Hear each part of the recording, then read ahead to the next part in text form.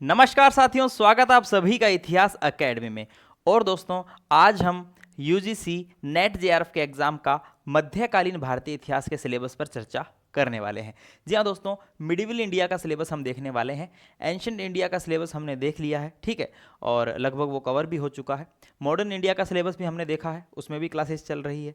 Historiography का भी syllabus हम देख चुके हैं, लेकिन मिडिवल इंडिया जो है उसका सिलेबस अभी तक हमने डिस्कस नहीं किया था।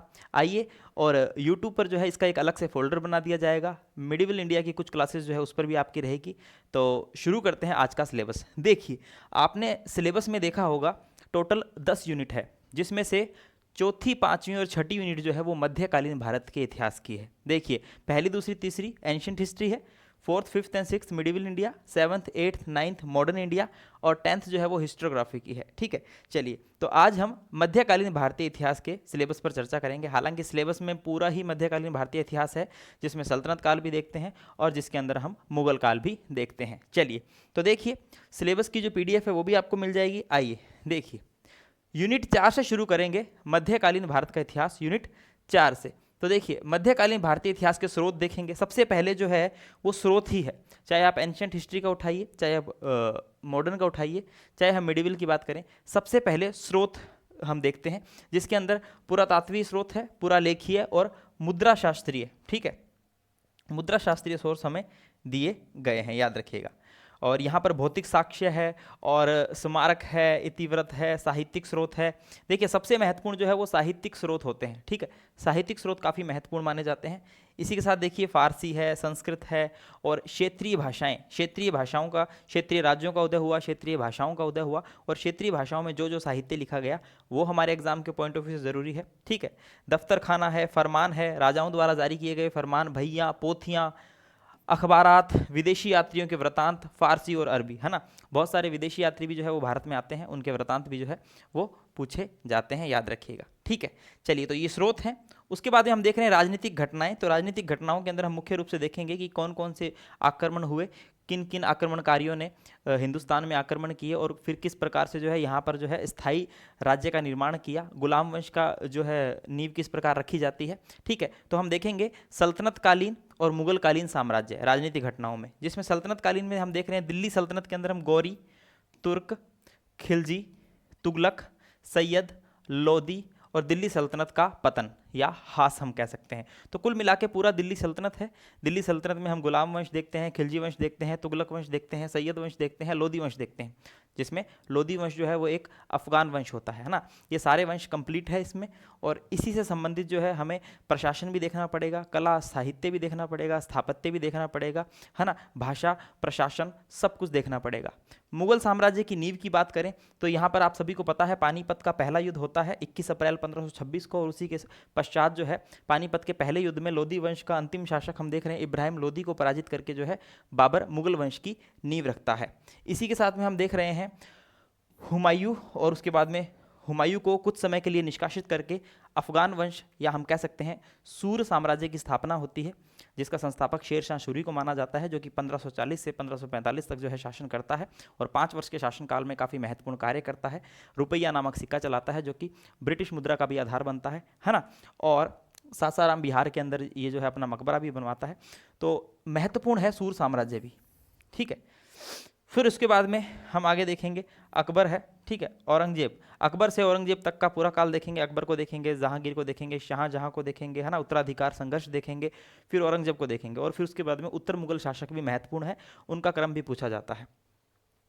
सुदृढ़ीकरण, मुगल साम्राज्य का पतन। तो एक प्रकार किस प्रकार जो है मुगल साम्राज्य का सुदृढ़ीकरण होता है, और उसके पश्चात किस प्रकार अयोग्य शासकों के आने के बाद जो उत्तर मुगल शासन है उसके तहत जो है मुगल साम्राज्य का फिर पतन भी होता है।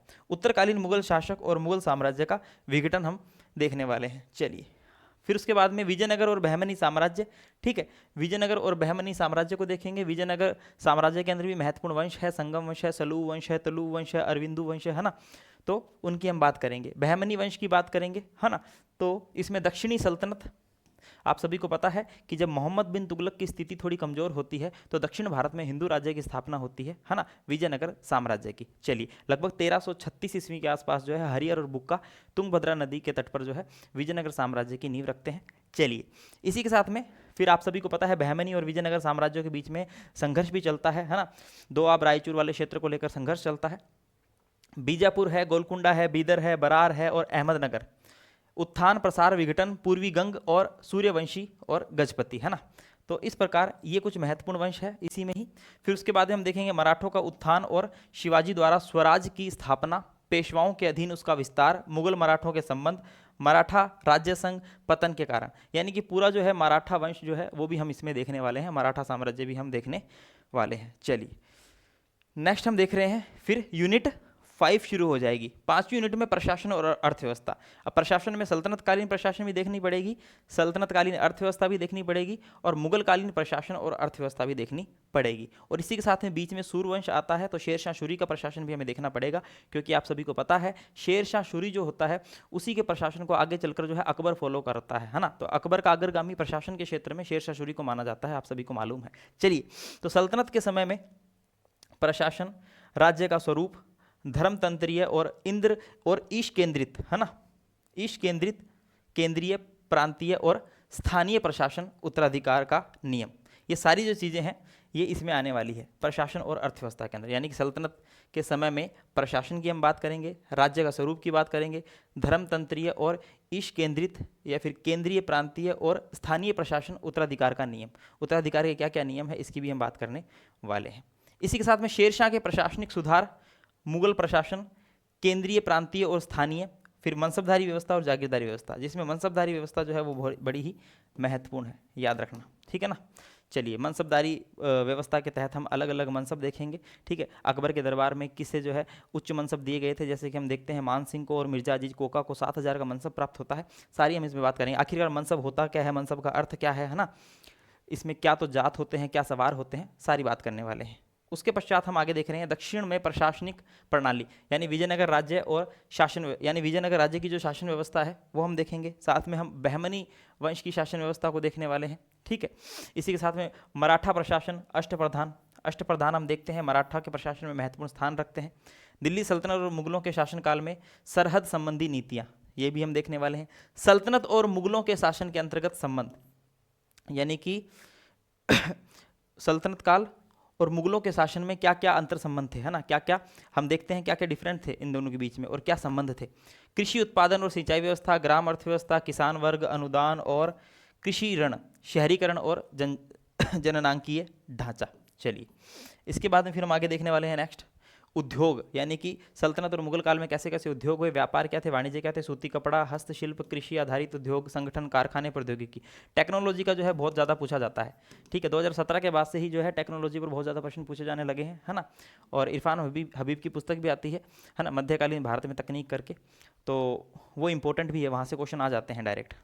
चलिए, व्यापार और वाणिज्य की बात करें तो राज्य नीतियां हैं, आंतरिक और बाहरी व्यापार है, यूरोपीय व्यापार है ना। आप सभी को पता है कि ब्रिटिशर्स जो है वो हिंदुस्तान में 1600 ईस्वी के अंदर जो है ईस्ट इंडिया कंपनी की का आगमन हो जाता है और उसके बाद में जो है कंटिन्यू यहाँ पर जो है फैक्ट्रियाँ स्थापित करने का भी काम शुरू हो जाता है। मुगल बादशाहों से जो परमिशन मांगी जाती है और उसके पश्चात जो है हम देखते हैं कि किस प्रकार कंपनी अपने व्यापार का प्रसार करती है।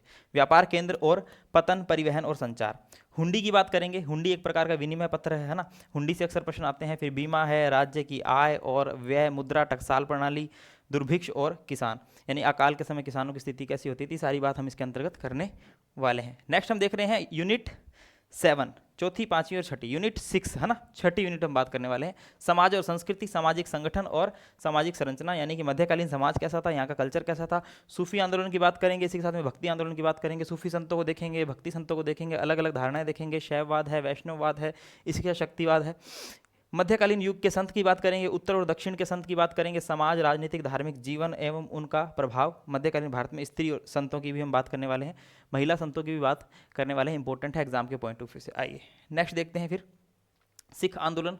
यहाँ पर हम सिख धर्म को पढ़ेंगे, सिख धर्म के जो 10 गुरु है जिनका महत्व है उनकी बात करेंगे, उनके द्वारा किए गए निर्माण कार्य या फिर हम कह सकते हैं कि उनके द्वारा जो जन कल्याणकारी कार्य किए गए थे उनकी बात करेंगे। सामाजिक वर्गीकरण में देखेंगे शासक वर्ग, प्रमुख धार्मिक वर्ग, उलेमा, है ना, उलेमा धार्मिक सलाहकार हुआ करते थे मध्यकालीन भारत के अंदर, हम देखते हैं इनका महत्व था। चलिए, हम देखते हैं अलाउद्दीन खिलजी ने जो है उलेमाओं का राजनीति में हस्तक्षेप को बिल्कुल बंद कर दिया था। ये राजनीति में हस्तक्षेप भी करते थे, ठीक है। अलाउद्दीन खिलजी द्वारा इन पर बैन लगाया जाता है। वणिक और व्यावसायिक वर्ग की बात करेंगे, राजपूत समाज की बात करेंगे, राजपूत समाज में किस किस प्रकार की रीतियाँ थी, कल्चर थे, सारी बात करने वाले हैं। ग्रामीण समाज में देखेंगे छोटे सामंत है, ग्राम कर्मचारी है, कृषक और गैर कृषक वर्ग, शिल्पकार, ठीक है। इनके बारे में हम जानेंगे, ये मिडिवल इंडिया के कोर्स में ही हमारे है। चलिए आगे देखते हैं स्त्रियों की स्थिति, यानी कि हम देख रहे हैं मध्यकालीन भारत में महिलाओं की क्या स्थिति थी, है ना। बड़े राजघरानों की महिलाओं पर थोड़ी पाबंदियां ज़्यादा होती थी, है ना। उन्हें जो है घूंघट में, हम देखते हैं जैसे राजपूत समाज में देखें तो बड़े जो परिवारों से बिलोंग करती थी महिलाएं, उन पर थोड़ी पाबंदियां ज़्यादा रहती थी। चलिए जनाना व्यवस्था, देवदासी व्यवस्था, सबकी बात करने वाले हैं, है ना। मुगल हरम की भी बात करेंगे, इसके तहत हरम में महिलाओं की क्या स्थिति होती थी, महिलाओं को किस प्रकार रखा जाता था, उनकी आइडेंटिटी जो है वो किस प्रकार की होती थी। चलिए शिक्षा का विकास देखेंगे, शिक्षा के केंद्र और पाठ्यक्रम, मदरसा शिक्षा प्रणाली, है ना, सारी बात हम करने वाले हैं। ललित कलाएं देखेंगे और सबसे इंपॉर्टेंट ही है ये टॉपिक, है ना। मध्यकालीन भारत के अंदर चित्रकला है, स्थापत्य कला है, यहाँ से प्रश्न बहुत ज़्यादा भर भर के प्रश्न बनते हैं, तो ये इंपॉर्टेंट है। चित्रकारी की प्रमुख शैलियाँ देखेंगे, मुगल उसके बाद में ये राजस्थान है ना, मुगल, राजस्थान और पहाड़ी गढ़वाली संगीत, इन सभी का विकास हम देखने वाले हैं। इसी के साथ में कला और वास्तुकला, इंडो इस्लामी वास्तुकला, है ना। इंडो इस्लामिक वास्तुकला के कुछ उदाहरण की बात करेंगे, कौन कौन सी जो इमारतें हैं जो इंडो इस्लामिक कला से बनती है ना। और मुगल वास्तुकला की बात करेंगे, क्षेत्रीय वास्तुकला की शैलियों की बात करेंगे, है ना। जैसे कि हम देखते हैं कि जो औरंगजेब है, औरंगजेब क्या करता है, औरंगजेब जो है चित्रकला और इन सभी पर जो है बैन लगा देता है। तो जो चित्रकार है उन्हें दरबार से निकाल देता है। फिर जो चित्रकार है वो अलग अलग जगहों पर जाकर बस जाते हैं और अलग अलग जगहों पर फिर क्षेत्रीय कलाओं का विकास भी होता है। तो क्षेत्रीय कला की बात भी हम करेंगे। इंडो अरबी वास्तुकला की बात करने वाले हैं। मुगल उद्यान, है ना, आप सभी को पता है मुगल बादशाहों को उद्यान लगाने का बहुत शौक हुआ करता था, मुगल उद्यान की बात करेंगे। मराठाओं के दुर्ग की बात करेंगे। पूजा गृह और मंदिरों की बात करने वाले हैं। कुल मिला के मंदिर जो है वो भी स्थापत्य कला के अंतर्गत ही हम देखने वाले हैं। तो इस प्रकार जो है मिडिवल इंडिया का पूरा सिलेबस है हमारे पास में। ये सिलेबस की पीडीएफ जो है एप्लीकेशन पे आपको शेयर कर दी जाएगी, ठीक है प्यारे बच्चों। तो चिंता मत कीजिएगा। और इसी के साथ जो है कुछ महत्वपूर्ण टॉपिक शुरू किए जाएंगे बहुत जल्द मिडिवल इंडिया पर भी, है ना। तो इसी के साथ हमारा जो एक मॉडर्न इंडिया वाला पोर्शन रहता था वो भी शुरू कर दिया जाएगा। मिडिवल हिस्ट्री वाला पोर्शन रहता था वो भी शुरू कर दिया जाएगा। मॉडर्न हिस्ट्री क्लासेस अब चल रही है ना, एक दो दिन छोड़ छोड़ के जो है क्लासेस रेगुलर कर रहा हूँ मैं। एंशिएंट हिस्ट्री काफ़ी हो चुकी है, 1 यूनिट बच रही है, वो करवा दूंगा, टेंशन मत लेना। हिस्टोग्राफी अपनी कवर हो चुकी है, ठीक है। अब जो है मॉडर्न हिस्ट्री भी धीरे धीरे शुरू करेंगे, ठीक है। अब जैसे जैसे समय मिल रहा है क्लासेस रेगुलर रहेगी, चिंता मत कीजिएगा। चलिए तो उम्मीद करता हूँ सिलेबस पर डिस्कशन करना ज़रूरी है, बच्चे सिलेबस देखते नहीं है, सबसे इंपॉर्टेंट है सिलेबस, है ना। चलिए तो सिलेबस पर चर्चा कर ली है, अब बहुत जल्द जो है क्लासेस भी शुरू हो जाएगी। मिलते हैं क्लासेस के अंदर, तब तक के लिए जय हिंद, जय भारत, धन्यवाद।